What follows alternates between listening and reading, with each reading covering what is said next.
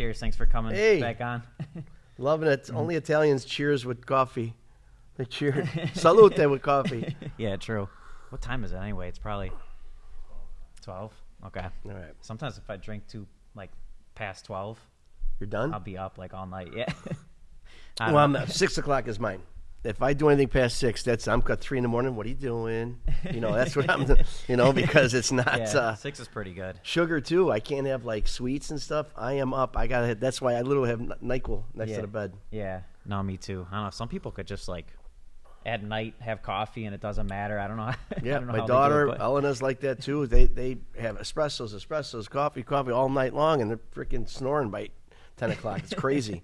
Yeah, it's nuts. But all right, yeah, I just started rolling. So why don't you tell them? I think the biggest thing I want to talk about is Columbus Drive and everything going on with that. I almost didn't even want to look up too much because I wanted to hear everything from you directly. What's going on? So do you want to explain the whole situation? I saw there was a new update too. They went back on it, but you want to give the whole thing from the beginning? It's actually a really interesting story, and it's a story that you haven't heard so much in our community. It's a story that we've wished we've heard in our community over a lot of issues, but it was really something. So actually, I was at the Pizza Expo last week in Vegas, and all of a sudden I'm getting these texts and these calls. This alderman, 4th Ward alderman in the city of Chicago, Lamont Robinson. He's a freshman alderman, an alderman of 9 months, but he was a state representative, very respected in the community. And he proposed an ordinance at city council meeting. This isn't just an idea. He put together an actual ordinance, got another 11 aldermen to support it, and put it out there as a proposal to change the name of Columbus Drive to President Obama Drive, Barack Obama Drive. Mm-hmm. And it came out, and the press came out, and with a story with it. And again, it was another example of the double whammy that we as Italian Americans get, because it's not just the insensitivities or the stereotypes or all the stuff we keep complaining about. That's only half of the story. The other half is the fact that we don't get invited to the table. If you have an idea, you want to change Columbus Day, you want to change this, you want to pull statues down, you want to do anything, there's thousands, millions of ideas. Some are better than others, right? Yeah. So it may or may not be a bad idea, but it affects a community. It's going to affect a community. You're not going to make a change to St. Patrick's Day and not involve the Irish American community. Yeah. So it's the same thing here. So that's just as big of a beef as the situation itself. Decides to do it, doesn't include us, goes to the city council, makes a proposal, presents it, gets support, and they didn't vote on it because it has to go to committee. There's a process, of course. So the press came out with it. I'm out of town getting tons of calls like, what is happening, as if I would know about it. Yeah. And that's it. Embarrassingly, I'm like, what are you talking about? I'm thinking they're talking about statues. Like, what do you mean? Where did this come from? So it's right off the just bat, arbitrary, the guy just decided to propose it out of nowhere? Or? Well, I don't know if the word is out of nowhere. I mean, ultimately we've met with him. So anyway, bottom line is we reached out, tried to call, because I believe in communication. Right away, everybody wants to march and grab signs and do petitions. And I tell you, if we had the type of community that would really muster up and be the type to, hey, let's all lay across Lakeshore Drive to stop traffic like some ethnic groups do. I mean, God bless them. Unfortunately, we're not that community. We've tried. Other people have tried. Other people clamor for it. We should do this. We should do that. Yes, we should. Come on out. Mm-hmm. I'll meet you on a Saturday to go march. But that was, I got a baby shower. I got a confirmation. I got, it doesn't work that way for us. Yeah. So, but for me, it's all about communication. I give everybody the benefit of the doubt, good, bad, party system, all that stuff. I try to look past all that. You came up, I tried to get a hold of the alderman, left a couple messages. I mean, I didn't know him. Yeah. But then I didn't receive anything back. Started getting calls from other representatives of city council, and I called them. We do have a lot of friends on Chicago City Council of all ethnic groups, of the Latin American, of the Asian American, of the African American communities. We do have friends on the city council, believe it or not. And so just reached out to everybody, to state representatives, to actually people who are around that area, the 4th Ward, which is typically like around Soldier Field, let's say. Yeah. That's his ward. And And then, nothing happened. I put out a press release about how we vehemently oppose this situation. And but again, we applauded the alderman for the initiative. Whether you're a fan of President Barack Obama himself, his ideas, all that stuff, again, I try to look past that stuff in the sense that it is the 44th president of the United States. Does he deserve some acknowledgement? He's a favorite son, not an original Chicagoan, of course, but he lived in Chicago. So, that's for an alderman. And actually his home, Obama's home, is in this alderman's ward. So, sure, I applaud you for the initiative, the concept.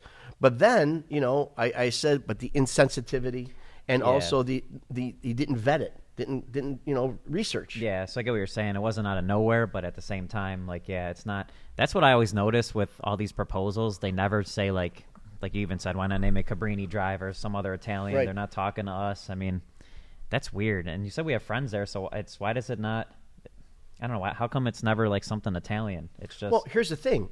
Well, it is. It's Columbus Drive. It is Italian. But like I how said, come when they propose it, it's not like another Italian? Like even with the statues, they just want it gone. And Columbus Day, they just want it changed to indigenous peoples. Like it's never let's change it to something else Italian. You're right. That's how it's definitely been, and that's why we, as the community, is what we've been working hard on. Whether you live in those communities of Taylor Street or suburbs or Ogden Avenue or anywhere else, Grand and Harlem. I mean, everybody is trying to hold on to our ethnicity, and as much as we do complain about it, like we don't do this, we don't do that, I could tell you, Mike, that the community is getting there, getting stronger and more unified. I mean, every month we see this. We see our meetings getting bigger. We see initiatives getting stronger. So, and this is an example. I mean, this is a very positive scenario. So again, you have an alderman who had this initiative, this idea, just did it, didn't vet it out with our community, went out there, the press responded. Our friends, they didn't back down. They talked to him. Oh, good. They called him. Matter of fact, by the time I landed from Las Vegas, after I sent out the press release, there were 3 texts from this alderman and 2 missed calls from him. Oh, really? And he was Wow. like, so I finally called him. I said, Alderman, it's a pleasure to speak with you. Thank you for reaching out. You try to maintain, if you want respect, you have to give respect. Yeah, I'm a firm believer in that. I was just going to say that. You're doing it very respectfully. That's awesome. Well, that's the way it should be done, I believe. And he said, you know what? I can't believe how many friends you have in this community. I got so many calls. I actually got calls from Washington, D.C. as well, because we do know people in the Obama camp, which is actually in the political realm and on a national front. So again, a lot of people came together. He goes, I really want to meet with you and discuss this. And you got to give it to him. Yeah. Because there are some aldermen, older people that are in Chicago City Council that have shown such disrespect. What was the one who did? She put out some tweet like, "What statue should we have for Italians?" And it was like something. Yeah, it was all stereotypical. Rosana Rodriguez. That's exactly what it was. Where she, again, unvetted, unprovoked, came up with this poll. How should we remember? How should we recognize Italian Americans? A statue of Columbus, which is the first, it's the first item of contention. Yeah. Provocation. But then she said, how about a statue a cannoli statue, or a statue of the Bialetti, which is the espresso machine. Yeah. The pot. They said they should put beef juice in Buckingham Fountain. I mean, they just kept on coming at us. And why would you say that? I mean, first of all, it was unprovoked. Like, it just came out of nowhere. So those are things we were fighting. But this guy, again, he was actually he called. He said, I want to meet with you, and right away. So I met Pasquale Gianni from our Avanti Young Adults group. He also had past experiences because he's obviously with the Teamsters, and they supported this person when he was running for state representative. So Pasquale and myself met him from breakfast on Taylor Street on Saturday, and he was very attentive. He asked the questions. He wanted to know about Columbus. Why is Columbus important to your community? It's a question he asked of us. Why is Balbo? Why does this bother you? You know? And then we explained it to him, and he was very attentive. He looked us right in the eye, and he was sincere, I have to say. And wow. then no, it was really something. And then it was more like, and then we asked him, like, why would you go after Columbus? He goes, let me make this very, very clear. And again, this is probably a function of our media and our own muscle that we haven't, our intellectual muscle that we haven't been flexing with regards to these issues. But he said, I didn't give it a second thought. It was just I was at, this is the alderman speaking, I was at Obama's election speech, his victory speech, which was at Grant Park. This street flanked that area. It was the first street that came to my mind just to do it. I assure you, this thought process had nothing to do with Columbus. It was just merely, why not change it? Wow. And that's where it stopped. So in his defense, and I'm going to give it to him because he was communicative. I believe he deserves a defense because he did reach out. Not only did he say that, we had a great meeting. He understood everything. He had the right responses, the right respectful responses. But he said, you know what, I'd like to have another meeting with some of your leaders of your community and really understand it. So we met yesterday with him at his office, and he texted me 3 times subsequently, make sure you're coming. I mean, he was really trying to make this happen. Yeah. So we went there with our legal team that was, and we'll talk about this in a second, but that's been working on the statue issue. Yeah. And there were several of us there, and he asked the same questions, and we talked about, we gave our opinions, and we brought materials. We brought our proud and positive issue of Franc Noy that has all the elements about why these issues are important to us, which anybody out there can get. Just contact Hardcore. We'll make sure you get a copy. It's a great study guide. We also gave him a copy of the Italo Balbo book that just came out by Don Fiore, a local author and historian. And the Balbo thing is another edition of this program we'll talk about, but the Balbo Monument is also in his ward. Yeah. And other elements of educating him. And he took those things. He was very appreciative of that. That's awesome. That's the way it should be. Just like Exactly. communication, being open, like wanting to know more, listening. Exactly. Yeah. He listened, he asked, and we were there. And we weren't pounding our fist and pointing our fingers in his face. We were communicating. Yeah. We were at the table. We were discussing and explaining our position and why it's important to us.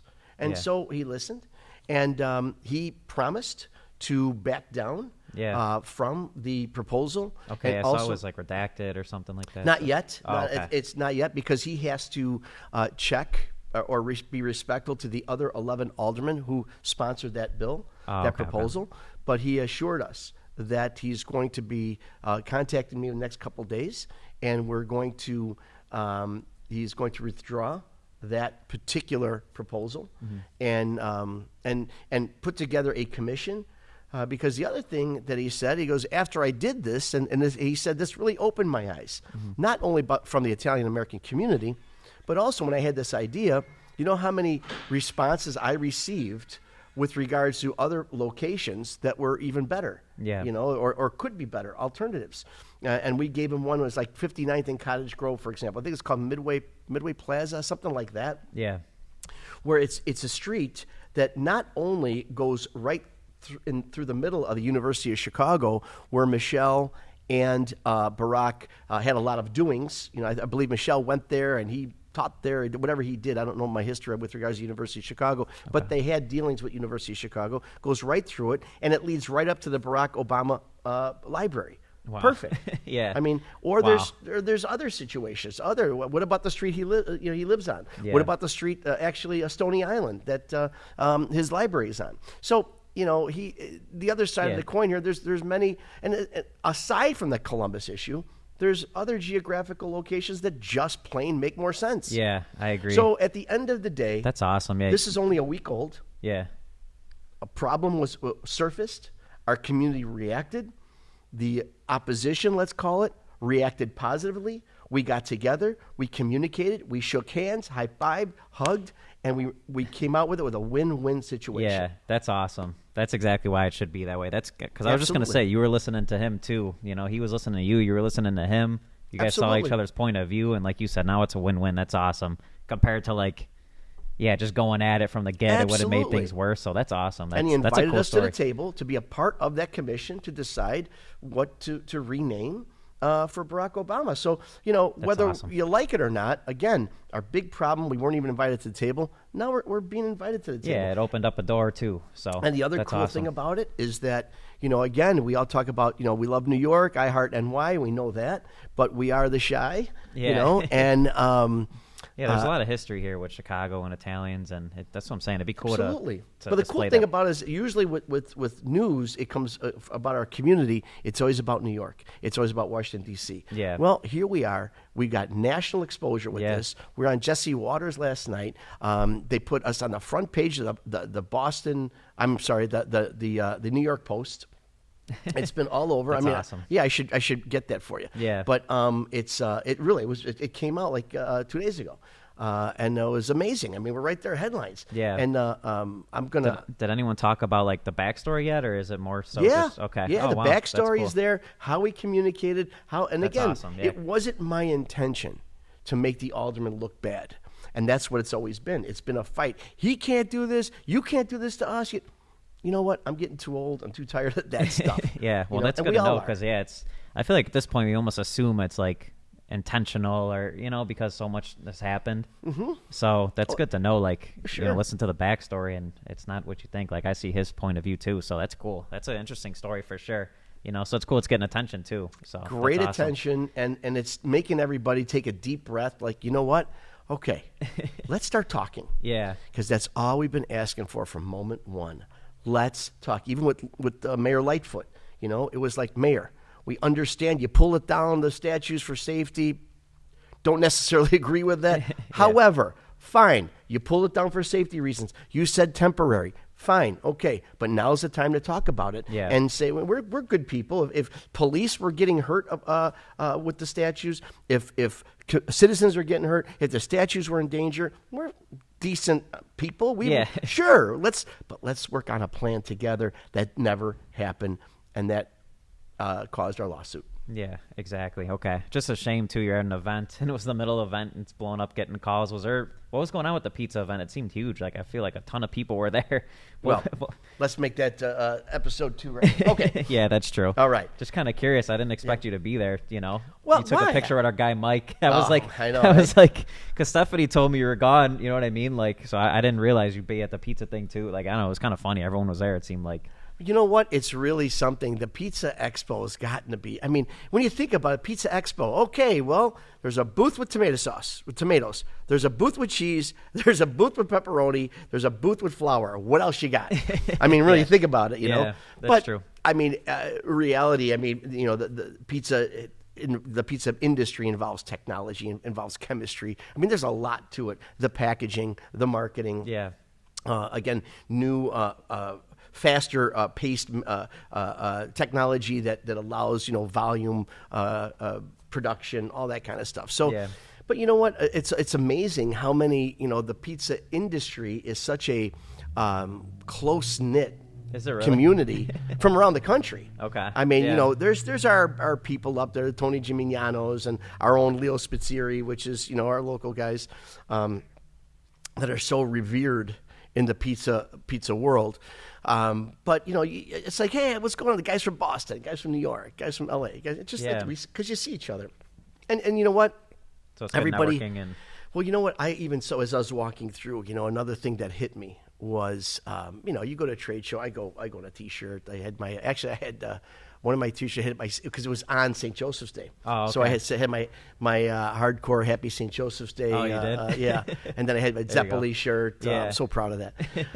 That's awesome. But walking around to St. Joseph was, it was on March 19th. But what was really cool, again, I try to be comfortable. You go to a trade show, you're walking. But a lot of the guys and a lot of individuals and the girls there were in their chef's coat. Yeah. With their name of their establishment there. And for me, it was like, you know what? That's so cool. They are proud. Yeah, I was of who going to they say. are. My first thought was pride. Like they're prideful for sure. I mean, this isn't the auto show. This isn't something else. This is the pizza show, and you're a pizza restaurant, and you've got your logo on your left chest. You've got your just cleaned all. You just ordered your chef's coat. Yeah. Because we know what the reality is. You Yeah. got the freaking sauce all over. You got the T-shirts, rolled up sleeves and everything. But Yeah, true. They were there all in their chef's coat, their see it just was really, really nice to see the pride. But it's an amazing thing. It really is. And, I've been going it for years now. Oh, have you? Okay. Oh, yeah. Yeah, I've got two pizza places and other Italian restaurants. We've got Des Pizza in Des Plaines, which is opening up. And has been open, but open to the public now on a regular basis versus just with the shows. And Rock and Za, the rock roll pizza and pinball experience. And I've got my brand new pizza concept. It took me 2 years to get this recipe together. Yeah, very excited about it. No, I know it's like an art form with pizza. I feel like for sure. Completely. It's very personal, very personal. It's like beef juice. Exactly. You got a beef juice recipe. You've got if you're a beef stand. That beef juice, that is sacred. Yeah, exactly. How about any other updates? We got April coming up in spring. Like, is there any other updates you got? Well, April 18th, National Italian American Sports Hall of Fame, which, by the way, a lot of people, especially on Harlem Avenue, are like, what is going on? It's been sitting there, for 3 years. Believe me, there's nobody more, I don't even know, emotional about that situation. Because, people have to remember that we're all volunteers. I'm a volunteer. You try to raise funds and, think about the way things are, the economics of today. Who's donating? Who's, like it used to be, volunteer. Everybody talks about you can't get help, let alone free help, let alone dollars, hundreds of thousands of dollars. So it's been a little bit of a challenge, but we've surpassed all that. We've got our drawings done. They cost tens of thousands of dollars, but they're complete. We have our general contractor. The whole side of the outside wall is a mural that'll be up hopefully by June. We're working on the plumbing right now, so it's all happening. We're trying to get open by fall of this year, which we really, from what our general contractor says, it can happen. Okay. So we've got that happening. The Hall of Fame is strong. It's going forward. April 18th is our championship boxing night where we honored you guys. Obviously, there's a belt in here somewhere. Yeah. But it's very exciting because, we have it at my Des Plaines Theater. And it's like, it's cool because it's like, you see on TV the World Wrestling, was it WWF and stuff, whatever, with the music and the lasers and the lights and the video walls. Well, I have all that stuff, for a concert situation. Yeah. So we take the chairs out in front of the stage. We put a boxing ring there. You got, video walls. We've got all the lasers, all the lights, concert quality sound. The Jersey Girls are there. I was gonna say you got like performances and everything. We got great food. We got VIP situations. There's a minimum of 10 to 12 boxing bouts, and we've got former champions. We've got Jerry Cooney, who's not Italian, but was a very big proponent of that whole thing with Tyson and just all these people that he fought. Yeah. Amazing. We've got Frank Stallone, Sylvester's brother, who's actually in the Stallone television program, who actually is a boxing historian, also boxed, and obviously he's had over 27 hits that he's written and performed. So he's movies. Yeah, he's an interesting guy for sure. We interviewed him once. Good guy. Yeah, 100%. Good guy. Yeah. So he's coming, and obviously Ray Boom Boom Mancini, who we named this after, he's always there. Yeah, and he's a big proponent of the Hall of Fame, and also just boxing. He's the boxing, just a sweet guy, a good guy. So we've got several. Wally Koch is a local. He's got the law firm. He's got a few other things. He's our Sportsman of the Year. He's our champion award recipient this year. And it's just a lot of fun. Yeah. It's not, it's you guys. Yeah, I was going to say, we've been like 2 or 3 of them. So, yeah, I know exactly what you mean. It's fun. And, yeah, I get the production, too, how you see the boxer on the screen and everything and the performance. Yeah, it's cool. It's cool for sure. It's not like, boxing, we support all kinds of boxing. And sometimes you go to Park District gyms and stuff, and that's cool to watch, This is a multimedia experience with live boxing. It's a lot of fun. April 18th, and you can go to our website and check it out. Yeah, exactly. And Hardcore will be there, too. Heck yeah. The one thing, too, I was going to say about the Hall of Fame, I was just thinking about it, like, the last building and everything in it was really nice. So just thinking, like, that's got to take some time because you have, like, you have a standard to... You know what I mean? Well, people have to understand, right? It was a big deal. We spent a lot of time.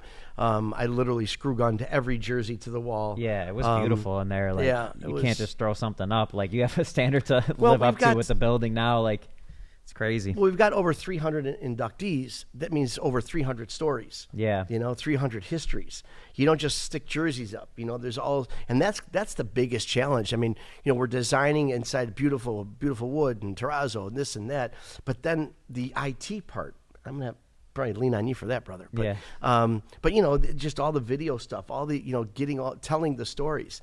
And that's, for me, why, you know, I've been involved with the Hall of Fame for, I don't know, 35 years now. And, you know, the one change I'm trying to make from our last Hall of Fame, like you said, very proud of it. It was a beautiful thing.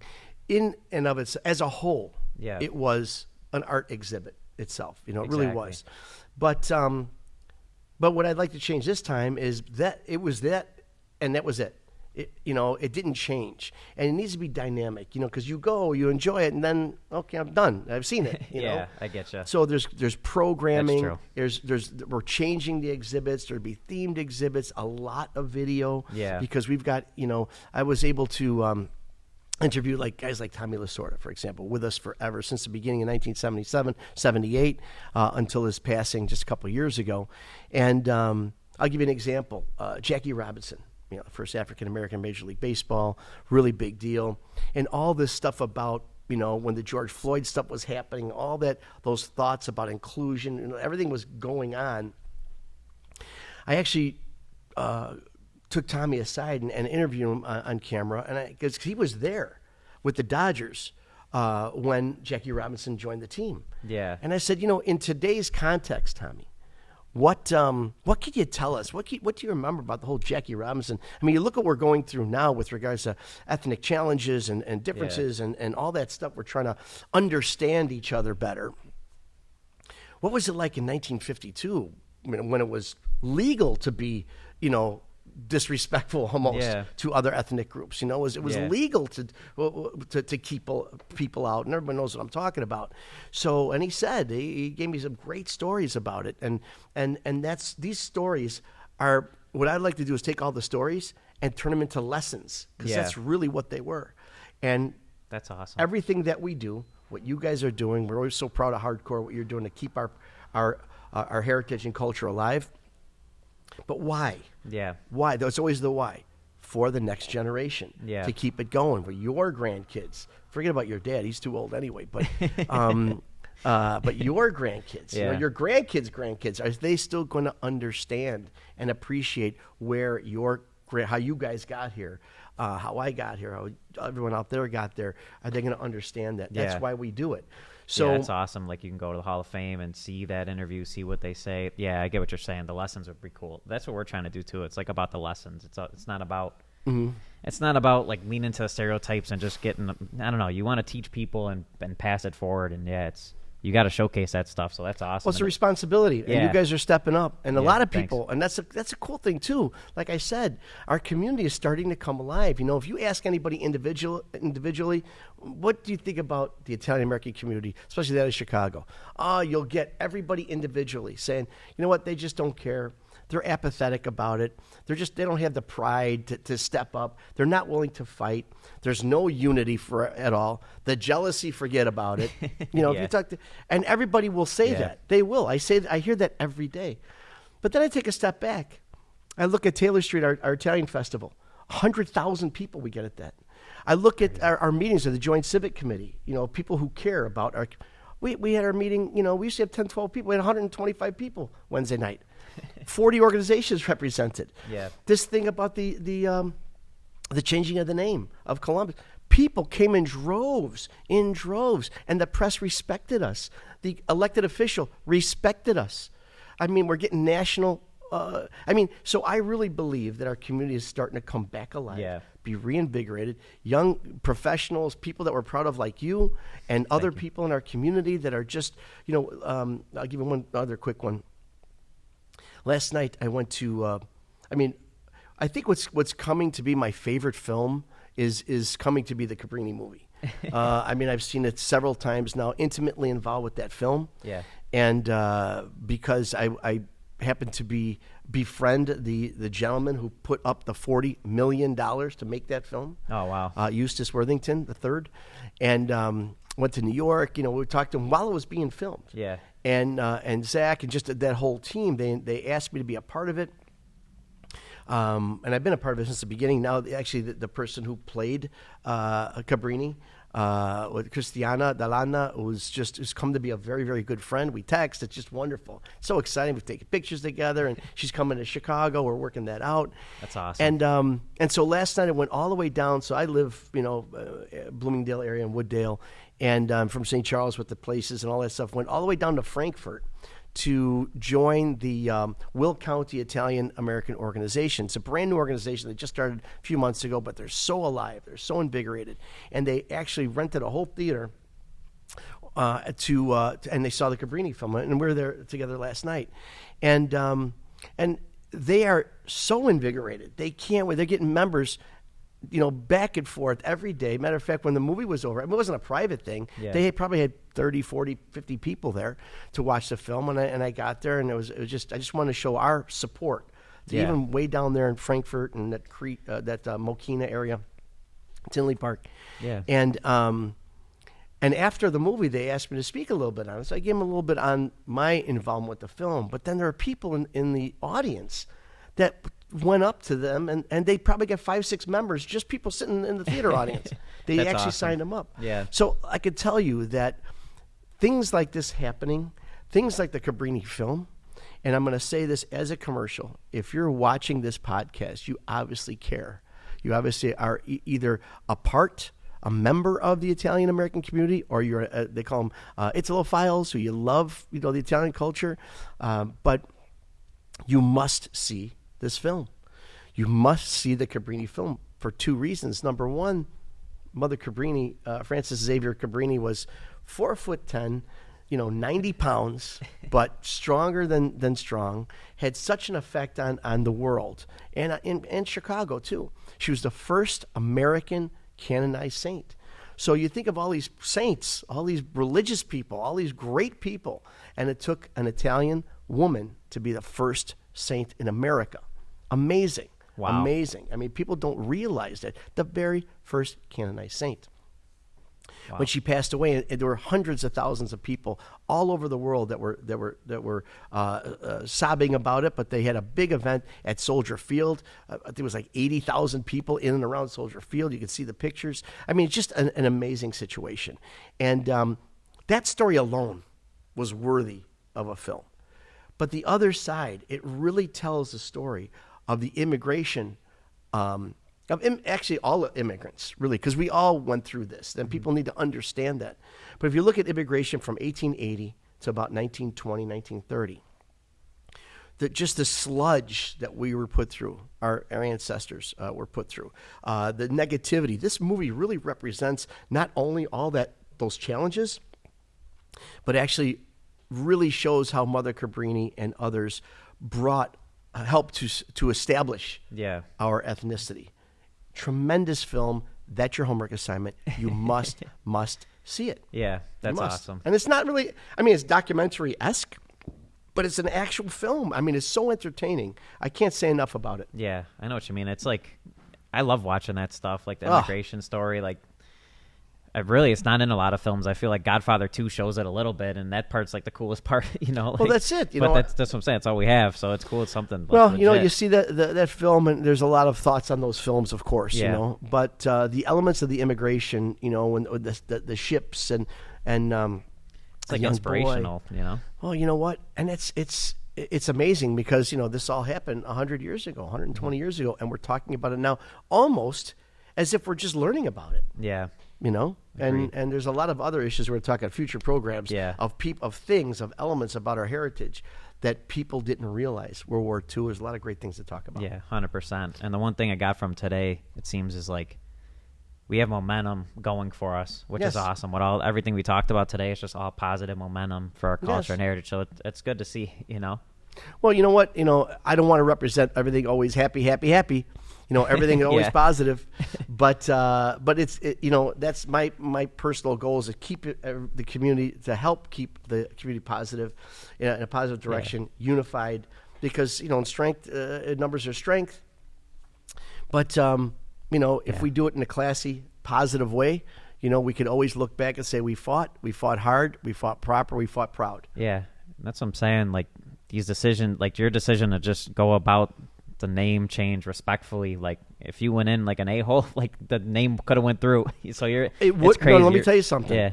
It totally would have gone through. He even said that. Wow. He said your approach is so appreciated because not just our whole world is such a negative, aggressive approach to anything. Yeah. My gosh, everything that happens, we got to, fight.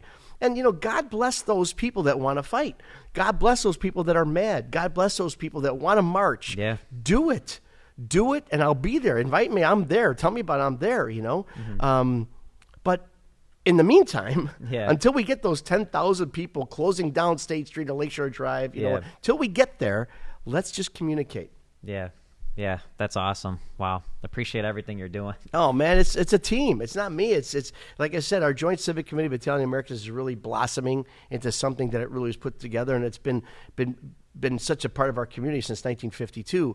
But all these other organizations, I'm so proud of our member organizations. Yeah, it's crazy. That's what I was going to bring up too really quick is like the member organizations you guys work with. I feel like there's, 100? Like, well, right now we're at at just about 60. My goal is 100. Okay. So we're trying to get, I don't even know if there are 100, but we're going to keep going. Yeah, but I didn't even realize all these organizations exist until we started working with the JCIA more and just seeing all the people you work with. Like it's crazy. I didn't realize there's all these people out there fighting for us. And yeah, it just seems like all good momentum and new organizations are starting and we got Absolutely. a good movie and just a thing going on with politics, just working more respectfully and solving issues out. Like, yeah. The other night awesome. I was invited to the Puglia Association, Pugliese America Association, which they have. There's all these, many of our organizations represent either religious aspects, or they represent the towns from Italy that they're from, or the regions. And the Puglia region is a very active community, and they have several organizations. I know at least 5. I think probably upwards of 10, but I know at least 5 because they invited me to their meeting. I talked about everything we have going, and by the end of the meeting, all 5 put up signed up the form. They individually joined the Joint Civic Committee. We got 5 organizations, actually 6, because the Campania region joined on Wednesday as well. Wow. But I think people just need to know there's somewhere to join. And that's what we've become. And we're very excited about it. Yeah, exactly. That's what I was saying in the last podcast too. Like, there's so many organizations you can get connected with.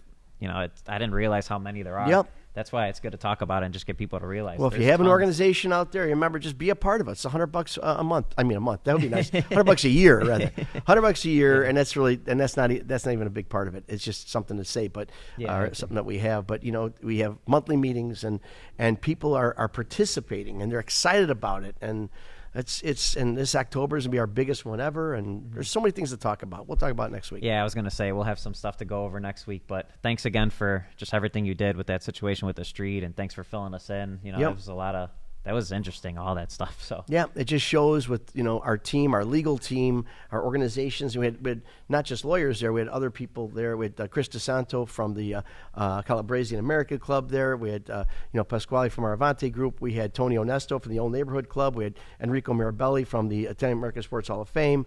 We had Frank Samario from he's the national president of the National Italian American Bar Association, and they're all Justinians. I mean, these are heavyweights with a lot of pride, and we showed that we had a representation of our community there. He was very impressed, this alderman. Yeah, that's awesome. Getting people together, like our heritage and other heritages, like it's awesome. You're doing the right thing. So yeah, man, I'm glad we're putting the story out there. Appreciate it, guys. If you like this video, please like, subscribe, follow us.